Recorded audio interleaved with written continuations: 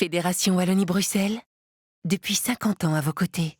Bonjour à toutes, tous. Aujourd'hui, je vous propose un focus sur l'ASBL Z qui propose une démarche culturelle assez unique en Fédération Wallonie-Bruxelles. Et on va parler de leur action intitulée Plan Sacha. Mais c'est pas Sacha qui nous en parle, c'est Cécile. You're just like my favorite song going round and round my head. Like my favorite song going round and round my head.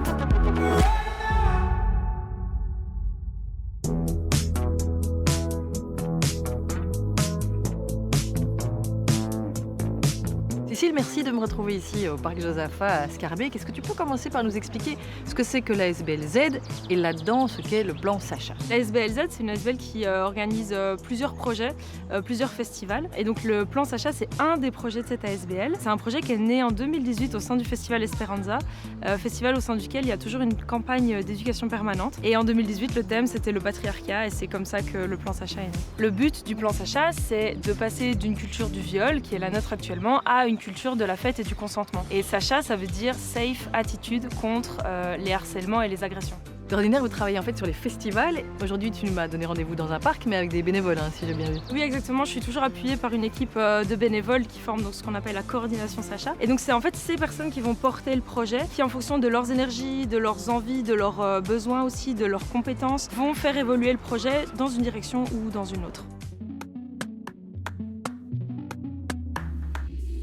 Alors Cécile, en festival, puisque c'est là que vous travaillez beaucoup, quels sont les outils que vous utilisez alors sur ce stand? On utilise beaucoup d'outils de sensibilisation pour en fait amener des réflexions sur les notions de consentement, les notions de drague, les notions de consentement dans les relations sexuelles, etc.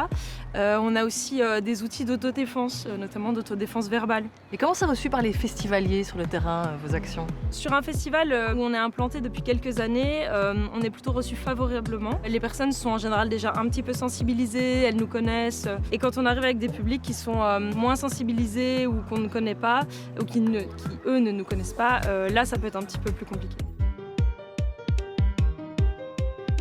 Alors Cécile, ça te tenait à cœur de mettre en avant les bénévoles du plan Sacha? Oui, ici je vous présente Laura et Elisa qui font partie Bonjour Laura, bonjour Elisa.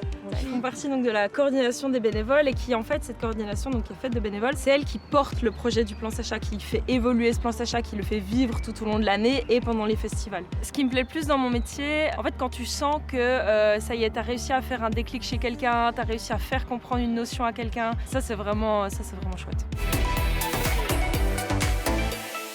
Voici un bingo rempli de phrases problématiques. D'accord. Et le but va être que je t'en lise une et que tu me dises en quoi elle est problématique. Essayons. Alors, c'est bon, on est en festival. C'est bon, on a un festival. Et en quoi c'est problématique? Oui. Parce qu'en fait, quel que soit le contexte, toucher un cul, ça se fait pas sans vérifier qu'on a envie qu'on nous touche le cul. Ni en festival, ni dans la rue, ni même dans ma chambre si j'ai pas donné mon accord. C'est parfait, peu importe le contexte. Voilà. C'est ça. Je suis féministe, j'étais pas sûre. Mais...